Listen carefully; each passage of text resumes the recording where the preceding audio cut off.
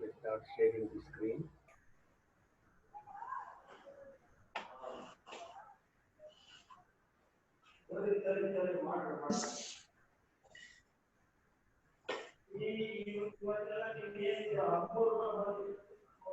As I told you, we are going to start Unit 3 in this subject. This is about employee communication. Having completed Unit 1, overview of PR, and Unit 2, the theoretical basis of PR. We are on to Unit 3 now. It is going to deal with employee communications as part of public relations of an organization. Let's see the contents of this unit. There are a lot many small issues or topics that are going to be discussed in this unit, starting from the role of employee communication, then the concept of organization culture, which you would have studied or going to study in other HR subjects, establishing the communication policy by the management with respect to the employees. Then the organization change again, a HR topic with its relevance to PR. Then the importance of employee communication. Then special situations of employee communications. Then the media being employed for the purpose of communicating with the employees. And what about the internal media? A lot of things about internal media. Then special media or occasional media, which is used when in special situations or occasionally. Then how to make employee relations effective through PR? What are the rules? And how frontline supervisors who act as an interface between the management and the employees, who act as a bridge between the management and the employees, help in promoting better employee communication. And at the end of this one, two case studies have been lined up. With this we are going to discuss later, but you will be required to go through the contents of this two. Right. So there are small topics. The number of topics lined up for this unit appears to be quite large, but they are all very small topics, and we should not take more than 4 to 5 sessions to complete this unit. Let's see what is in store for us. Now, what is the meaning of this employee communication? People with diverse backgrounds, different cultures, different qualifications, experience, and skills, when taken together, form the greatest assets of an organization. You are aware, a large business firm, large business enterprise could be having hundreds and thousands of employees. These employees are not of same nature, same type, right? There will be a lot of differences between them. Not only with respect to their demographic traits or the characteristics, there will be various other areas where these employees differ from one another. They might be from different social and economic backgrounds. They might be from different cultures, religions, faiths, beliefs, etc. They might be having different qualifications.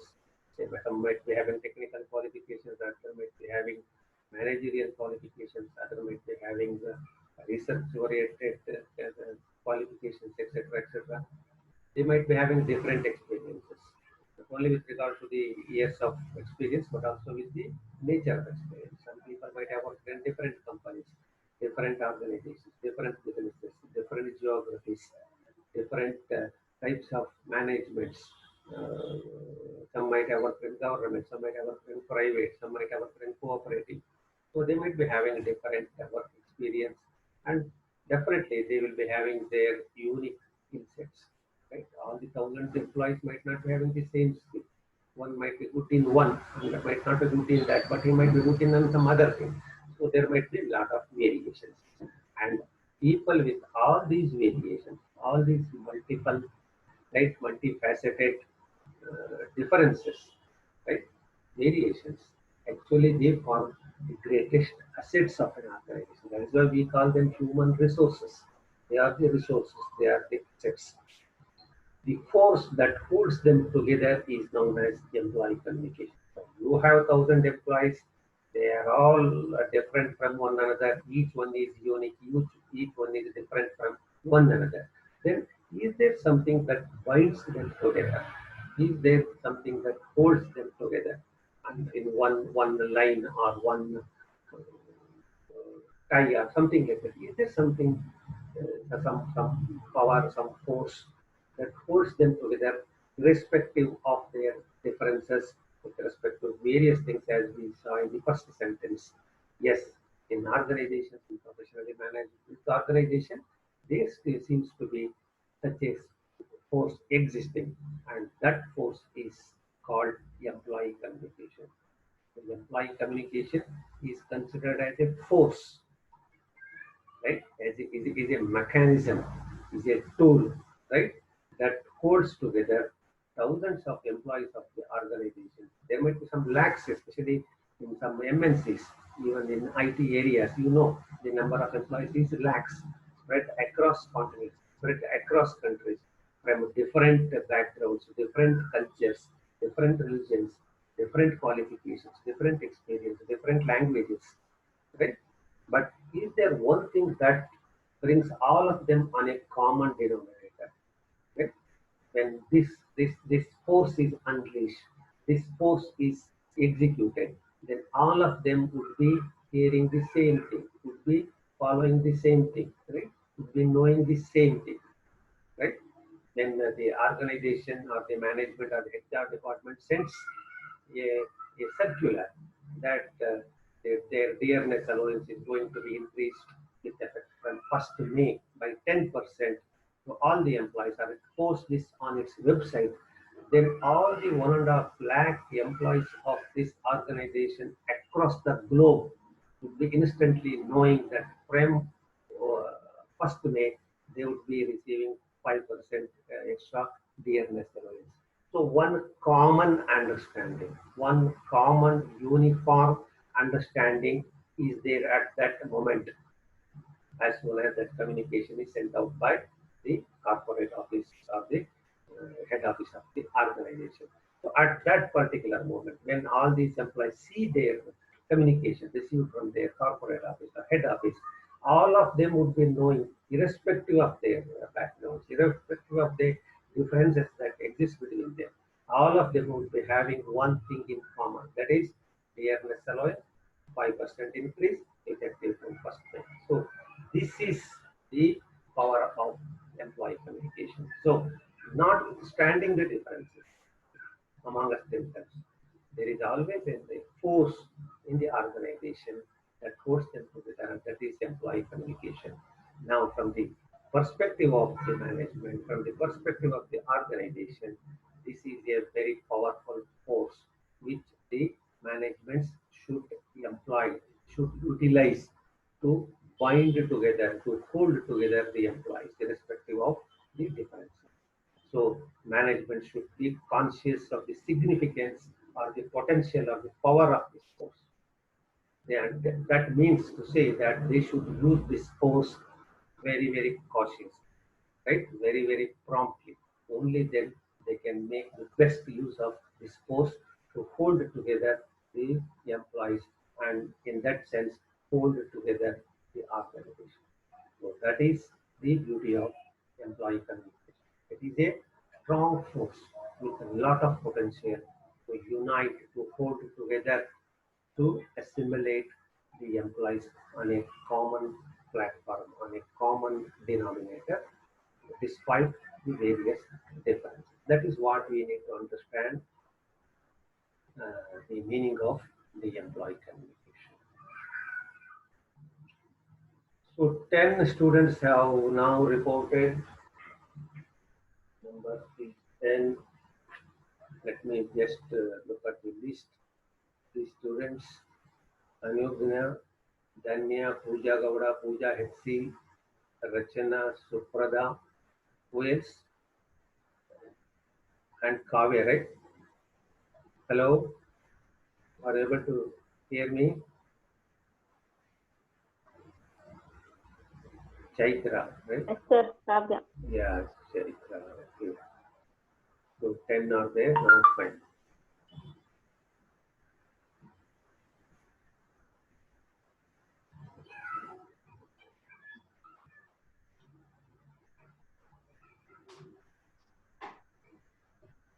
Now, what is the role of employee communication?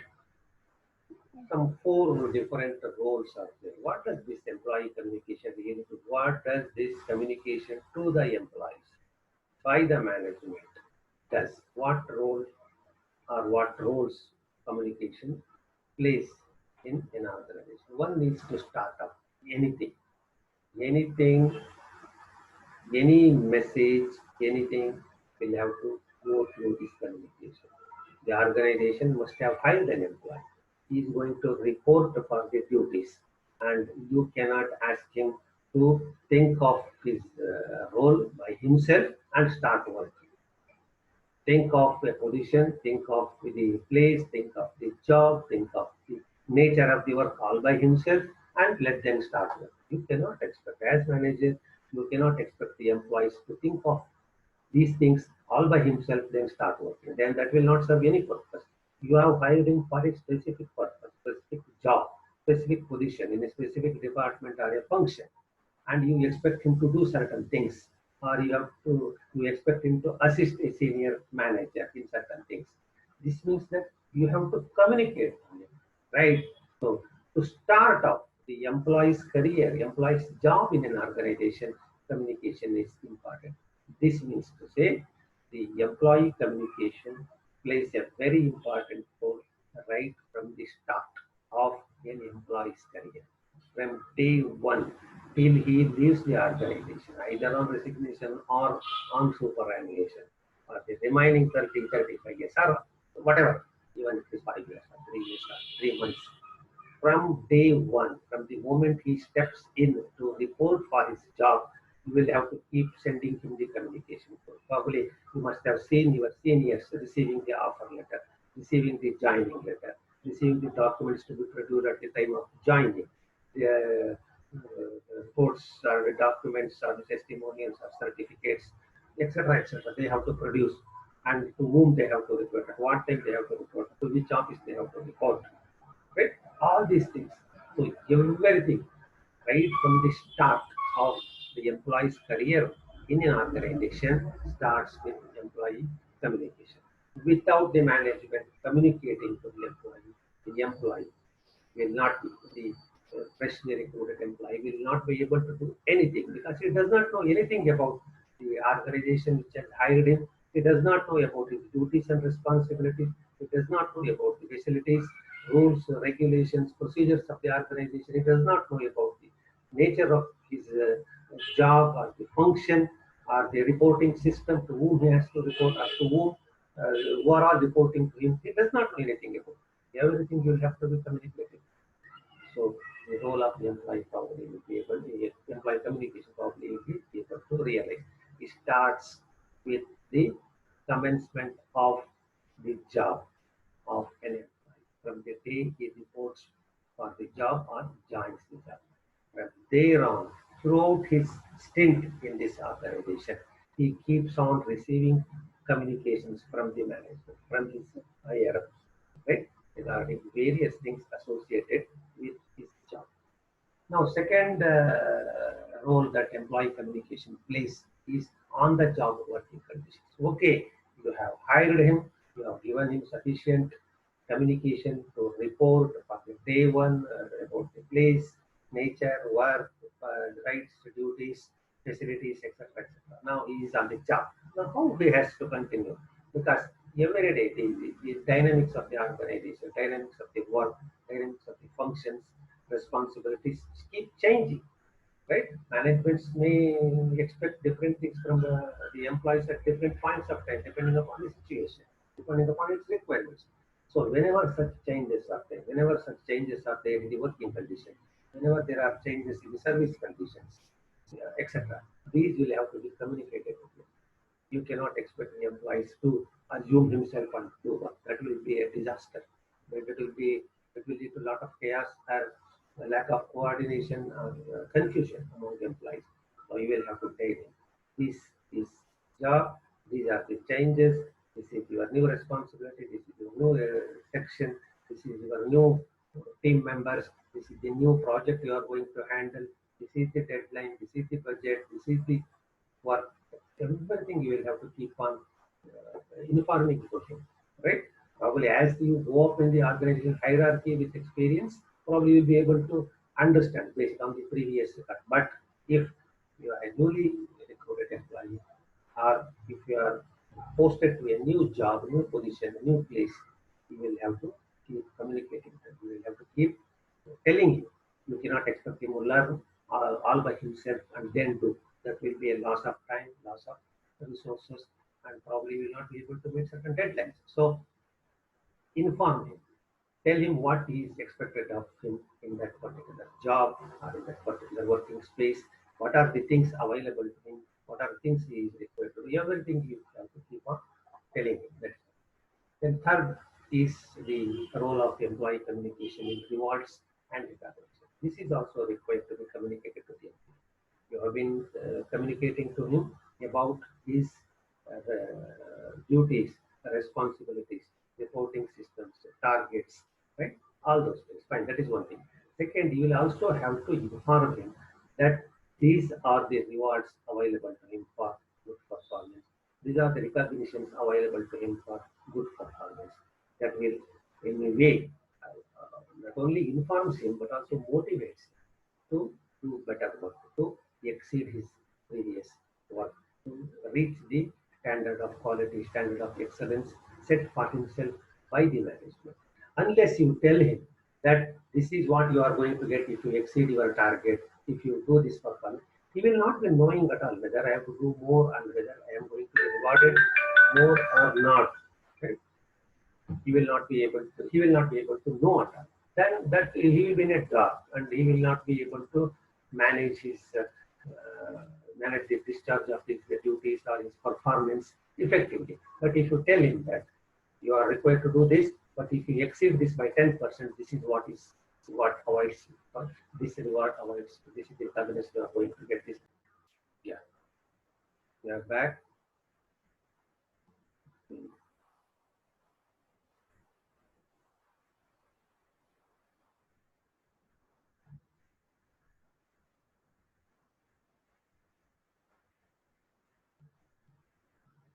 And finally, work stoppage are terminated. So the first point is the employee communication starts with the start commencement of the career of the employee in the organization and right through his service, right through his different jobs, postings, promotions, transfers, everything. And for all the rewards and recognitions that avoids him, you are going to communicate or the employee communications, you are going to take care of these things. Finally, when you are going to stop him from working for you, when you are going to terminate his services, there also there is a communication from the organization that your services are going terminated or you are reaching the superannuation, you are going to retire on so and so date. So these are your gratuity calculation, these are your PF calculation, this is your other terminal benefits, right? So right from the start, right from the offer of work or the appointment order, that is also a communication. And finally, with the termination of the service, finally a thank you card from the organization for his long service, for his illustrious service given to the organization. That is also a communication.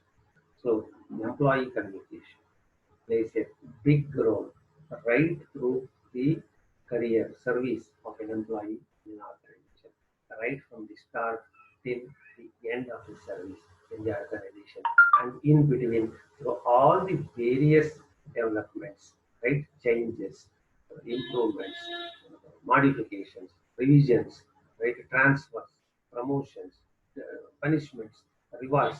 In case of all these things, there will have to be a communication from the management to the employee. So you can also assume, see the sweep of the influence of employee communication in the career of an employee. It covers everything.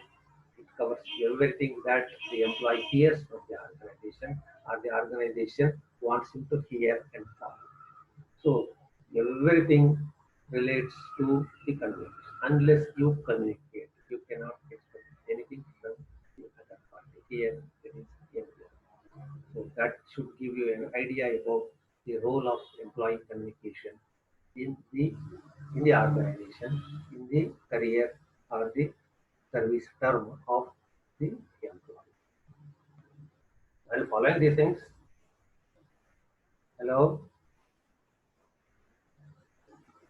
hello, are you there? Yes, sir. Yeah, Pooja, see, can you hear me? Yes, sir. Okay, then. Yes, sir.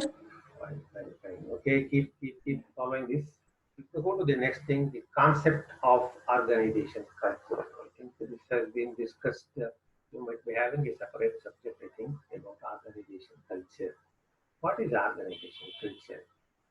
Organizational culture, the culture of an organization, or what is culture probably it is a big thing. Now let me restrict myself to the extent it relates to our PR and the employee communication. Organizational culture is the set of assumptions, beliefs, values, and norms that are shared by an organization's members. So, for that matter, if you leave the first word organization and the last couple of words, it also gives you the meaning of culture. What is the culture? What is our culture? What is others' culture? Culture is the set of our beliefs, our values, our norms we have been following, right? Laid down from our forefathers being carried forward by our succeeding generations. So that is culture. Culture is nothing but the set of assumptions, beliefs, values, and norms.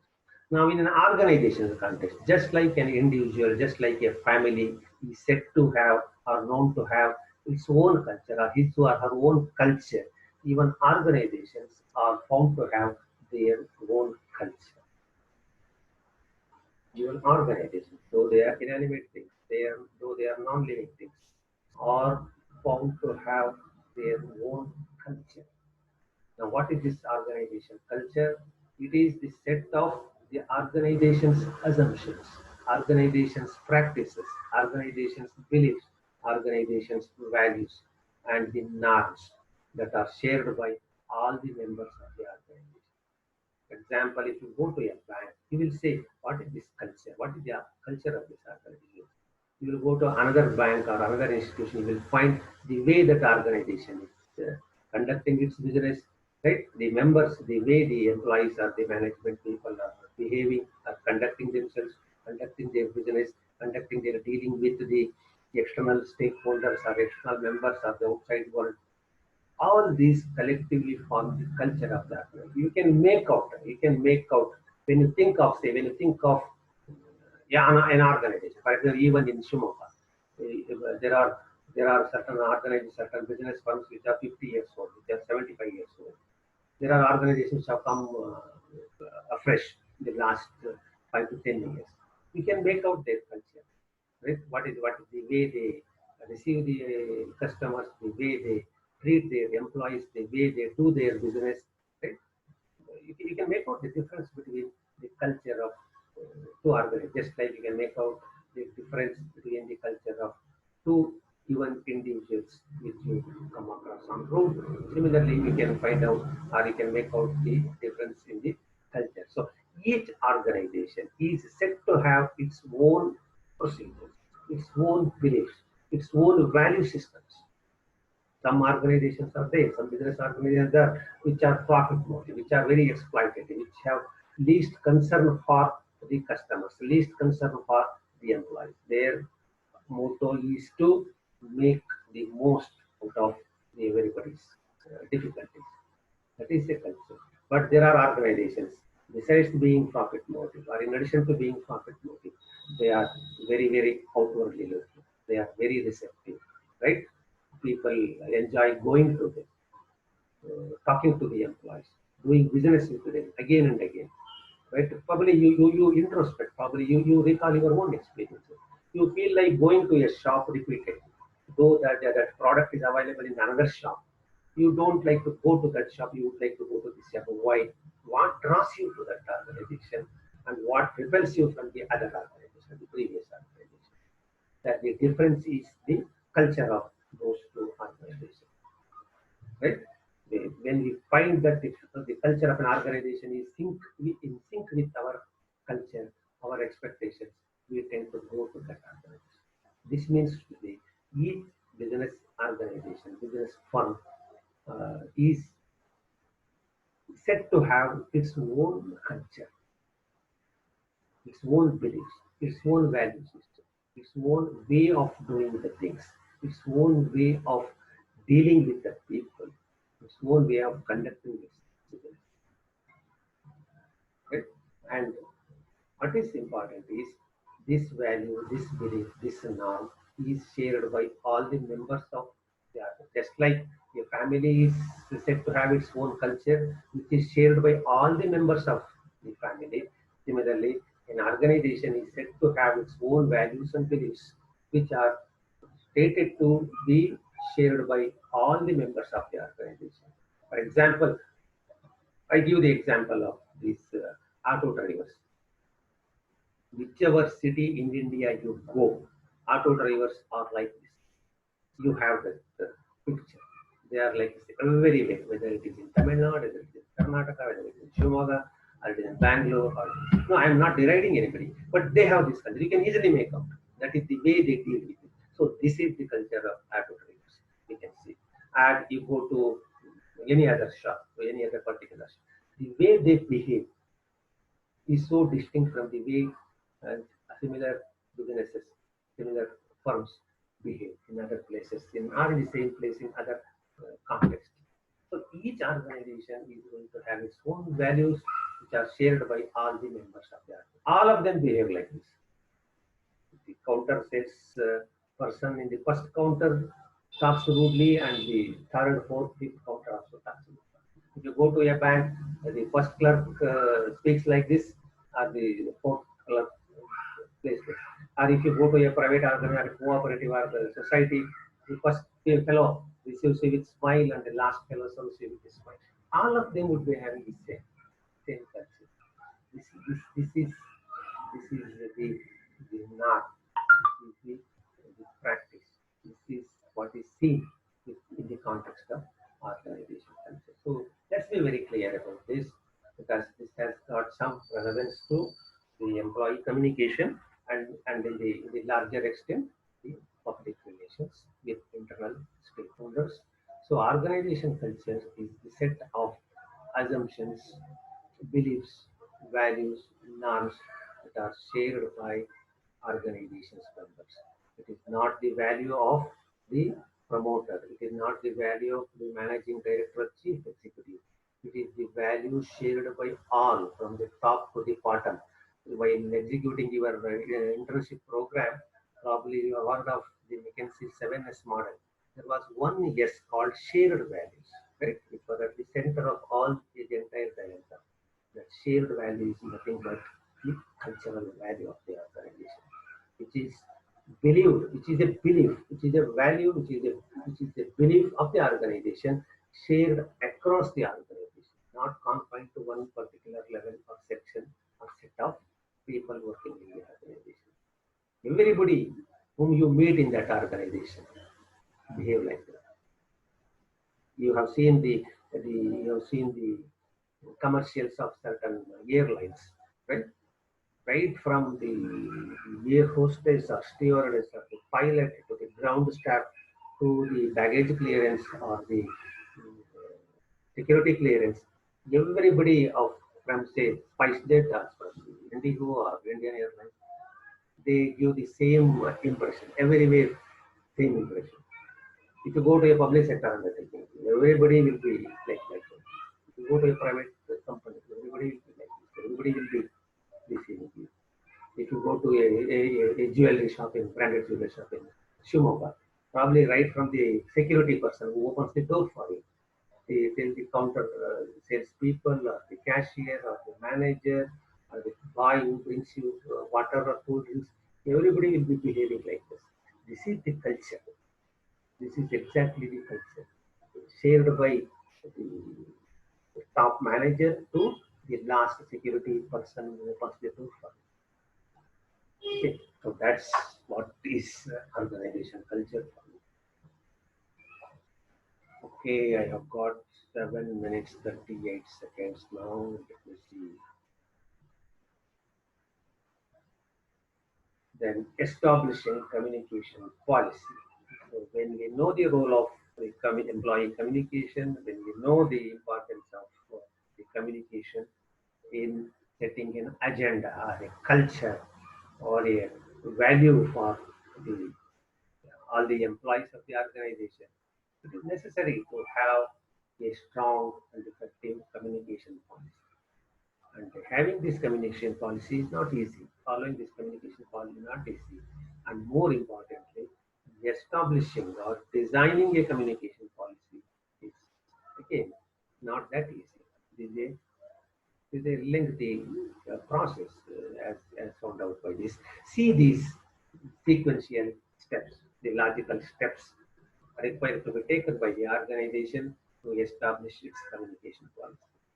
It has to set up a committee of experts from HR, from employee relations, from other relevant departments. It has to consult the stakeholders, especially the employees. What will they want to have in the policy? Devise their draft policy, right? You might not be able to have the policy in one instant. You might have to have just like your project report drafts. You might have to prepare a couple of drafts and keep on revising and fine-tuning the drafts with inclusions, exclusions, deletions, and modifications depending upon the inputs you keep receiving from different stakeholders. Then have a targeted date for its implementation because that will fine-tune your process. And then once you roll out your communication policy, that need not be the end of the world, right? It might not be the final thing. But depending upon the changes in the environment, both in the internal and external, depending upon the composition and nature of the employees, depending upon the changes in technology and other things, you may have to review your communication policy. Earlier, probably written circulars were being issued. Now emails are being sent. Even Narayan Murthy talks to his employees through Skype or other video conferencing, and he communicates with them. So, depending upon the changes happening in the internal and external world, you may have to keep on monitoring and reviewing your communication policy, right? And you will also have to ensure that the policy is there is a manual. That is very important because unless there is a manual, people may tend to think that it is only a passing thing. It's just like having a constitution, right? It should be having the manual and it should be, and the copy should be made available to all the employees so that everybody would be knowing the contents, expectations, and promises of your communication policy. And you have to ensure it is not just like issuing the manual and issuing the policy document to the employees. You have to ensure that it is effectively followed, adopted by everybody concerned. When you say that this has to be informed within 7 days, it has to be informed, right? Because the notice should be served within 7 days means it has to be followed. Otherwise, your policy will only remain in letter, not in spirit. So you have to make your policy very effective by ensuring, by keeping on, by monitoring, by reviewing its contents, its schedules, right, its distribution, its availability, its understanding, right, by the employees. So this is a process, a step-by-step process that the organizations employer follow to establish and implement their communication policies. So I am stop sharing here. This one.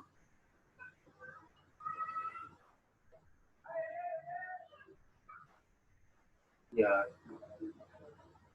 and 10 students are there. Fine. Okay, then I am going to stop the class now, end the class now.